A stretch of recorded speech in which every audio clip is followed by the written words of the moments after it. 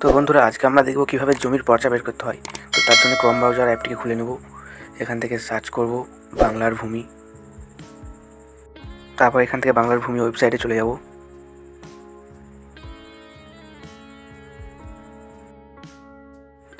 তারপর এখান থেকে পপ আপটা কেটে দেবো। এখান থেকে নাও ইওর প্রপার্টিতে চলে যাব। নাও ইওর প্রপার্টি সবার আগে আমরা এখানে লগ ইন করে নেব বাংলার ভূমি পোর্টালে। তো এখানে ইউজার আইডি আর পাসওয়ার্ড দিয়ে লগ ইন করে নেব।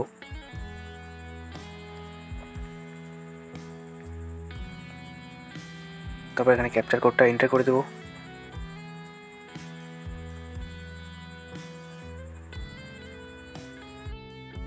তারপর এখানে নেক্সট করে দেবো। তো এখানে ওটিপি চলে যাবে মোবাইলে। তো ওটিপি এখানে এন্টার করে দেওয়ার পর এখান থেকে সাবমিট করে দেবো। তো লগ ইন হয়ে গেছি, দেখতেই পাচ্ছ এখানে লগ ইন হয়ে গেছি। তারপরে এখান থেকে আমাদের যে ডিস্ট্রিক্টটা আছে ডিস্ট্রিক্টটা সিলেক্ট করে নেব।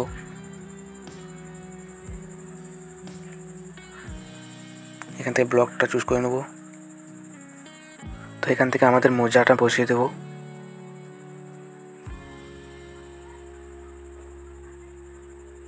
তারপর এখানে খাতিয়ান নাম্বারটা এন্টার করে দেবো। এখানে নর্মাল খাতিয়ান নাম্বার আছে, পিএইচডি আছে, সার্চ বাই খাতিয়ান নাম্বার আছে। তো এখান থেকে সার্চ বাই খাতিয়ান নাম্বারটা আমার হিসাবে আমি এখানে চুজ করে নিচ্ছি। এখানে প্লট নাম্বারটা এখানে দিয়ে দেবো, খাতিয়ান নাম্বারটা এখানে দিয়ে দেবো। তো এখানে ক্যাপচার কোডটা বসিয়ে দিয়ে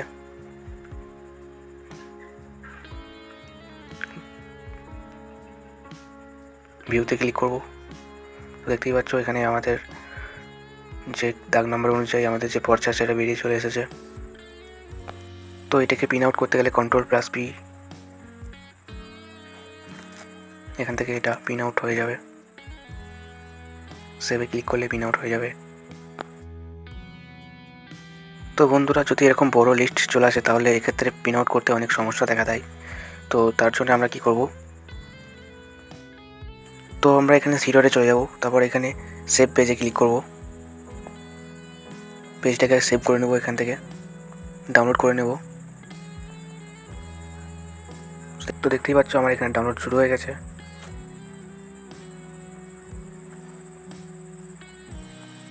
ডাউনলোড করে নেওয়ার পর আমরা এখানে মাইক্রোসফট ওয়ার্ডে চলে যাব।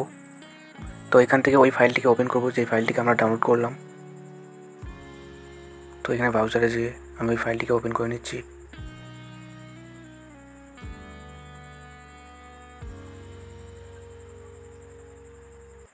তো ওপেন করার সাথে সাথেই আমাদের ফাইলটা এখানে খুলে গেছে।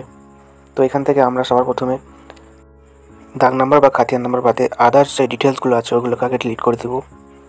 তো এখান থেকে ওগুলোকে ডিলিট করার জন্য ওই লেখাটিকে এইভাবে চেপে ধরবো।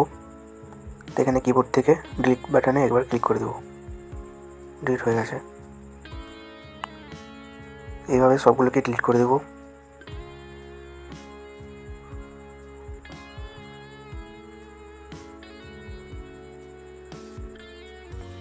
তারপরে এটিকে একটু উপরের দিকে নিয়ে চলে যাব।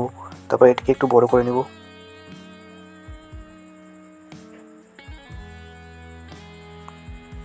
তারপরে এখানে এই পুরো যে লেখাটা আছে এই পুরো লেখাটাকে আমরা কি করব, কাটিং করে নেব।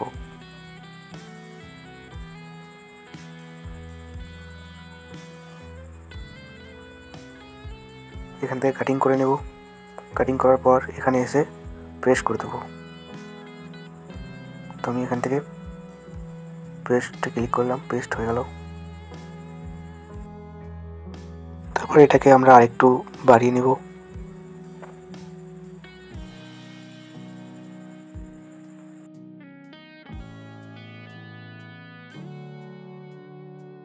তারপর এটাকে আমরা এখান থেকে প্রিন্ট করে নেব Ctrl+P টিপে। তো ভিডিওটা ভালো লাগলে একটা লাইক দিয়ে যাবেন।